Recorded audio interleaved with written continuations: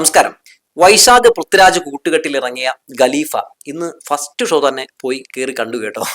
Cinema എങ്ങനെയുണ്ട് എന്നാണ് നിങ്ങളുമായിട്ട് പങ്കുവെക്കുന്നത്. അതിന്റെ റിവ്യൂ ആണ് ഞാൻ പറയാൻ പോകുന്നത്. എൻ്റെ പേഴ്സണൽ അഭിപ്രായമാണെന്ന് തുടക്കം തന്നെ പറയട്ടെ. സിനിമ സ്വർണ്ണക്കള്ളക്കടത്ത് സംഘത്തിന്റെ കഥ തന്നെയാണ്. ഈ സിനിമ കാണാൻ പോകുന്നതിന് മുമ്പ് എൻ്റെ മനസ്സിൽ ഒരു മിനി KGF ആയിരുന്നു കേട്ടോ. കാരണം ഈ സിനിമയുടേതായിട്ട് പുറത്തു വന്ന ട്രെയിലർ ആണെങ്കിലും പുറത്തു വന്ന സീനുകളൊക്കെ ആണെങ്കിലും എന്നിലെ പ്രേക്ഷകന് ഒരുപാട് പ്രതീക്ഷകൾ സമ്മാനിച്ചിരുന്നു. അതുകൊണ്ട് വലിയ പ്രതീക്ഷയുമായാണ് തിയേറ്ററിലേക്ക് പോയത്.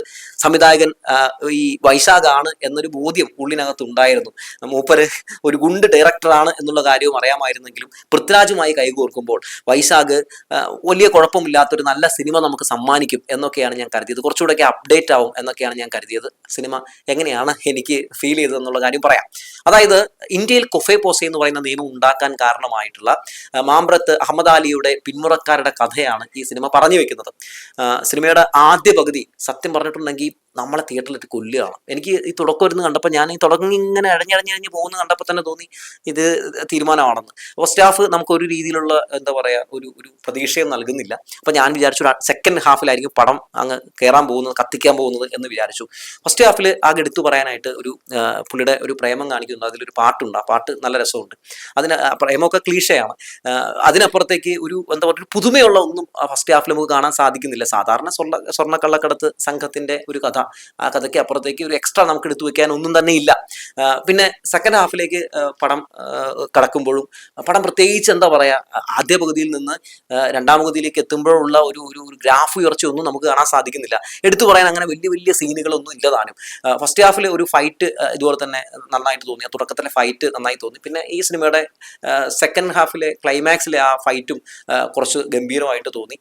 പിന്നെ അതുപോലെ തന്നെ വൈകാരികമായിട്ടുള്ള ഒരുപാട് ഇതിലെ സീക്വൻസ് ഉണ്ടെങ്കിലും നമുക്കതൊന്നും കണക്ട് ആവുന്നില്ല എന്നുള്ളതാണ്. നമുക്കങ്ങനെ ഒരു ഫീല് തോന്നുന്നില്ല എന്നുള്ളതാണ്.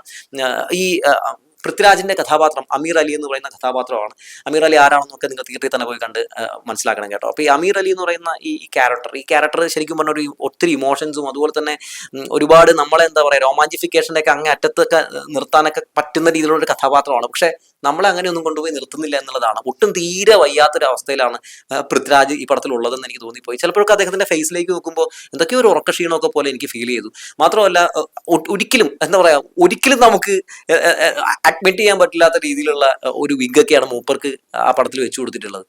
സിനിമയുടെ ഈ പറയുന്ന കോസ്റ്റ്യൂം ചെയ്തിട്ടുള്ള എല്ലാവരും ഡ്രസ്സിങ് ഒക്കെ അടിപൊളിയായിട്ട് തോന്നിയിട്ട് നല്ല രസമായിട്ട് കോസ്റ്റ്യൂം ഡിസൈനർ പണിയൊക്കെ എടുത്തിട്ടുണ്ട്. പക്ഷേ ഈ വിഗ് ഒരു രക്ഷയില്ല, ചിരിപ്പിച്ച് കളഞ്ഞു എന്നുള്ളതാണ്.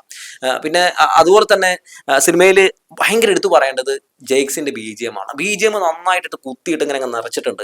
താഴ്ന്നു പറക്കുന്ന ഇടങ്ങളിൽ നിന്നൊക്കെ ഉയർത്തി പറക്കാൻ വേണ്ടി ജെയ്ക്ക് നന്നായിട്ട് പണിയെടുത്തിട്ടുണ്ടെങ്കിലും ഈ വളരെ വളരെ പ്യൂറായിട്ടുള്ള വളരെ വീക്കായിട്ടുള്ള ഒരു തിരക്കഥയാണ് സിനിമയ്ക്കുള്ളത്. അതുകൊണ്ട് ഒട്ടും വയ്യാതെ അങ്ങനെ തളർന്ന് പോവുകയാണ്. ഈ തിരക്കഥ ഇങ്ങനെ മൊത്തത്തിൽ അങ്ങനെ തളർത്തിക്കൊണ്ട് പോകുന്ന കാഴ്ചയാണ് കാണാൻ സാധിച്ചത്. അതുപോലെ തന്നെ എടുത്തു പറയേണ്ടത് നല്ല ക്യാമറ, ഗംഭീരമായിട്ടുള്ള ക്യാമറയാണ് കേട്ടോ. അതിൽ എടുത്തു പറയേണ്ട കുറേ സീക്വൻസ് ഉണ്ട്. ഒരു കാർ റേസിങ്ങും പരിപാടിയൊക്കെ ഉണ്ട്. അതൊക്കെ ജോമോൻ നല്ല രീതിയിൽ തന്നെ പകർത്തിയിട്ടുണ്ട്.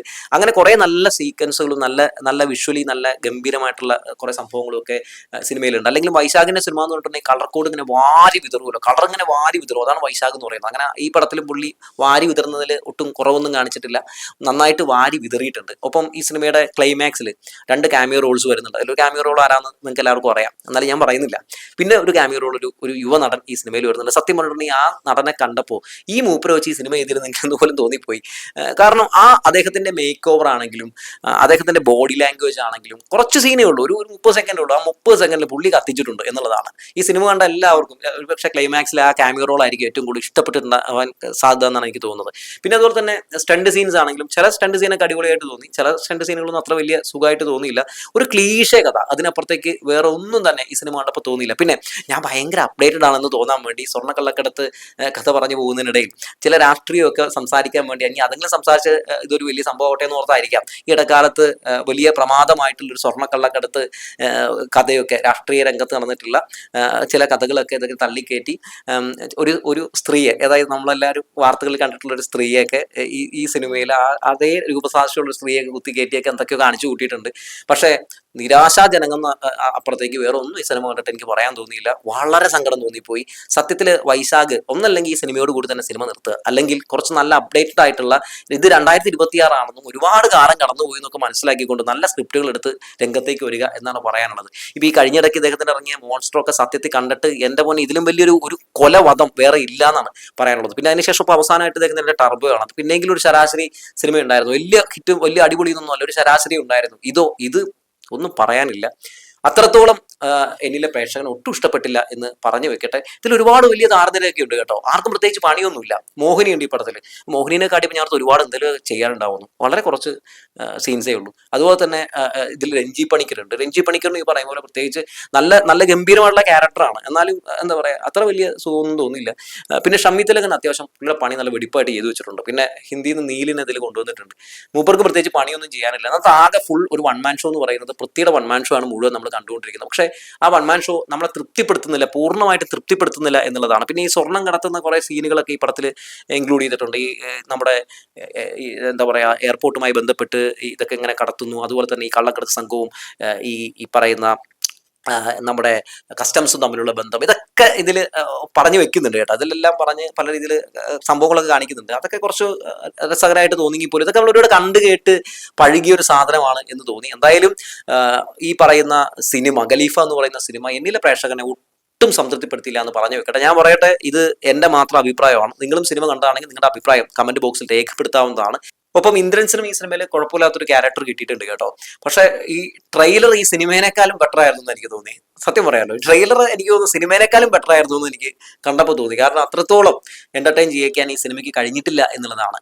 എന്തായാലും സിനിമ തിയേറ്ററിലേക്ക് ഇറക്കുമ്പോൾ ആ സിനിമയ്ക്കെതിരെയൊക്കെ പല ആളുകൾ ഇതുപോലെ പടം കണ്ടിട്ട് മോശമാണെന്നൊക്കെ അഭിപ്രായം പറയും. അപ്പോൾ അഭിപ്രായം പറയാൻ നേരത്ത് മിക്കപ്പോഴും ഡയറക്ടർമാരൊക്കെ അതേ സിനിമയെ കൊല്ലുക എന്ന് പറയാറുണ്ട്. നിങ്ങൾ ആദ്യം മനസ്സിലാക്കേണ്ട ഒരു കാര്യമുണ്ട്. എന്താണെന്ന് വെച്ചിട്ടുണ്ടെങ്കിൽ ഈ സിനിമ കാണാൻ പോകുന്ന ആൾക്കാരൊക്കെ അവർ അവിടെ കൊണ്ടേ കൊടുക്കുന്ന ഈ ടിക്കറ്റ് എടുക്കാൻ വേണ്ടി കൊടുക്കുന്ന പൈസ പണിയെടുത്തുണ്ടാക്കുന്ന പൈസയാണ്. അപ്പോൾ ആൾക്കാരെ പറ്റിക്കുന്ന രീതിയിൽ ഹൈ പോകരുതെന്ന് പറഞ്ഞു വെക്കുകയാണ്. അപ്പോൾ അവർക്ക് ഈ 150 രൂപ കൊടുത്ത് അല്ലെങ്കിൽ 200 കൊടുത്ത് അല്ലെങ്കിൽ 1500 രൂപ കൊടുത്തൊക്കെ സിനിമ കാണാനായിട്ട് മാടുകളിലടക്കം പോകുന്ന ആളുകൾക്ക് അവർക്ക് നല്ലൊരു പ്രൊഡക്റ്റ് കൊടുക്കാൻ, നല്ലൊരു സിനിമ കൊടുക്കുന്ന ഡയറക്ടർമാർക്കും കഴിയണം. അല്ലാതെ ഇത് എൻ്റെ സിനിമയെ കൊല്ലുന്നേ, എൻ്റെ സിനിമയെ നശിപ്പിക്കുന്നേ എന്നൊന്നും പറഞ്ഞുകൊണ്ടായില്ല.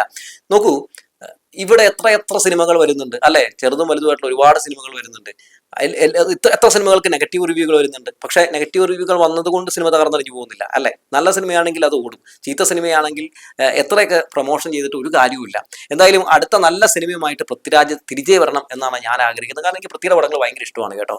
അപ്പോൾ പൃഥ്വിരാജ് എന്ന് പറയുന്ന നടൻ ഈ ഇടയായിട്ട് അഭിനയിക്കുന്ന എല്ലാ പടങ്ങളും ലോക ദുരന്തമായിട്ട് മാറുന്ന കാഴ്ച കാണുകയാണ്. കുറച്ചുകൂടിയൊക്കെ നല്ല സ്ക്രിപ്റ്റുകൾ തിരഞ്ഞെടുക്കുക. ഇതുപോലുള്ള വൈശാഖനെ പോലുള്ള ഡയറക്ടർമാരോട് ഒന്നേ പറയാനുള്ളൂ, കുറച്ച് നല്ല രീതിയിലുള്ള സ്ക്രിപ്റ്റുകൾ തിരഞ്ഞെടുത്ത് നല്ല സിനിമകൾ ചെയ്യാൻ വേണ്ടി ശ്രമം നടത്തുക. അന്ന് ഒരു പുലിമുരുകൻ സംഭവിച്ചില്ലായിരുന്നെങ്കിൽ എനിക്ക് തോന്നുന്നു ഈ ഒരു ഭൂമുഖത്തെ നമ്മുടെ വൈശാഖ് ഉണ്ടാകില്ലായിരുന്നു എനിക്ക് തോന്നുന്നു. ആ ഒരു പുലിമുരുകന്റെ പേരും പറഞ്ഞാണ് ഇപ്പോഴും ഇങ്ങനെ ഇദ്ദേഹം തള്ളി നീങ്ങുന്നത്. എന്തോ ആകട്ടെ, എന്തായാലും ഖലീഫ എന്ന് പറയുന്ന സിനിമ ഓണച്ചിത്രമായി തിയേറ്ററിലെത്തിയ സിനിമയാണ്. നിങ്ങളും തിയേറ്ററിൽ പോയി കാണുക. ഇനിയിപ്പോൾ എനിക്ക് തോന്നിയതുപോലെ നിങ്ങൾക്ക് തോന്നണമെന്നില്ല, ചിലപ്പോൾ നിങ്ങൾക്ക് ഇഷ്ടപ്പെട്ടേക്കാം. എന്തായാലും നിങ്ങളുടെ അഭിപ്രായം കമന്റ് ബോക്സിൽ രേഖപ്പെടുത്തുക.